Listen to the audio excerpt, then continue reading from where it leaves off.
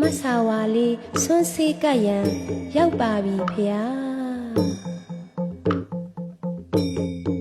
အလှခံရန်ကြွတော်မူပါအလှခံရန်ကြွတော်မူပါအဲ့ဒီနားမှာထားခဲ့ပါ